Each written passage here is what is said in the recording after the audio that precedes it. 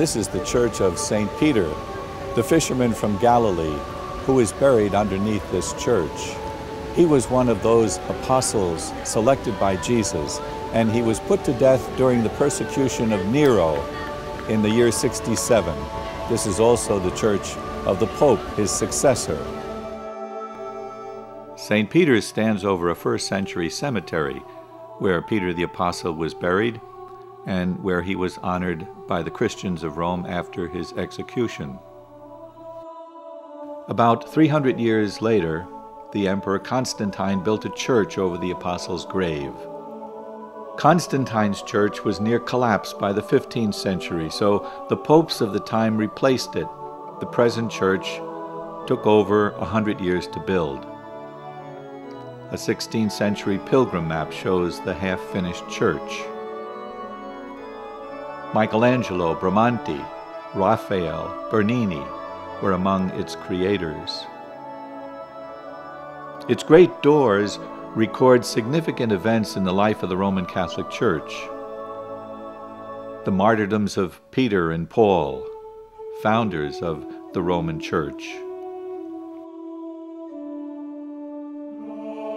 The central door recalls an attempt to unify the Christian churches of the East and the West by the Council of Florence in 1439. Christian unity is still a goal of the Catholic Church.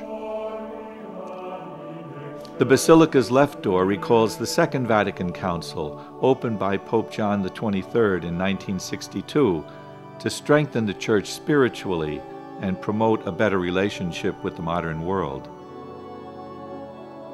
On the far right is the Holy Door, opened every 25 years, a sign of the everlasting mercy of God.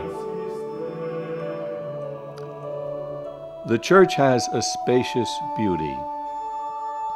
It's a feast of visual signs expressing Catholic belief.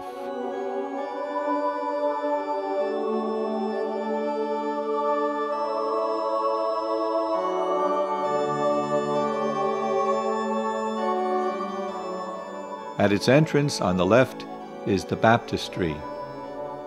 Jesus was baptized, and baptism unites him with those who believe in him. The main altar, framed by Bernini's bronze baldacchino, is the focus of the church. Here, the Eucharist is celebrated by the Pope, who represents Christ.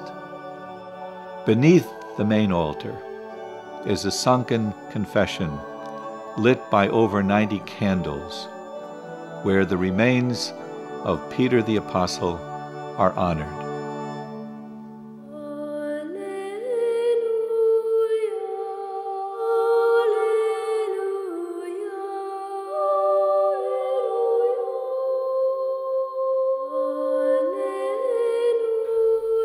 The church's art and statuary return again and again to the story of the humble, Galilean fisherman called by Jesus.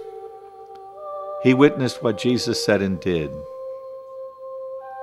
Banners around the basilica ceiling proclaim the promises Jesus made to his apostle, "You're Peter. On this rock I will build my church. Feed my lambs, feed my sheep." Peter, the teacher of the church, constantly appears before our eyes. Behind the main altar is his symbolic chair, designed by Bernini, dramatically signifying the apostles' teaching ministry. Four great teachers of the church, Ambrose and Augustine, Athanasius and John Chrysostom, share his ministry. They all receive light from the glowing window where the Holy Spirit is seen as a dove. Throughout the basilica there are statues of saints of the Catholic Church, popes,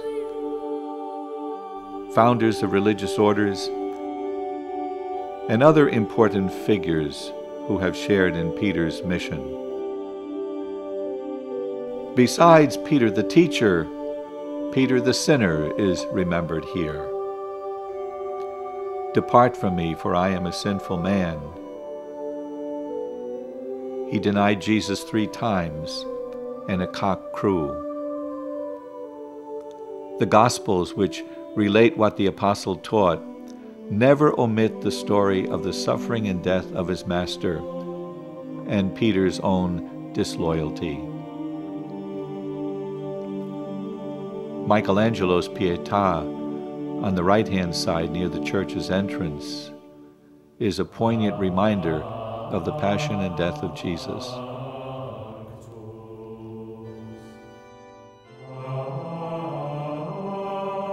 The 4 large piers that surround the main altar and support the soaring dome of the church contain reminders of this central mystery. The relics of the cross, the veil of Veronica, the lance of Longinus.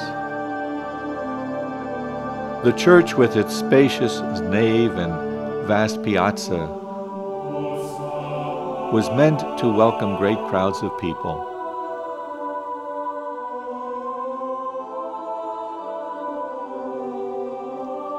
Bernini's colonnades reach to embrace a multitude of visitors. When filled with people for celebration, the church is at its best.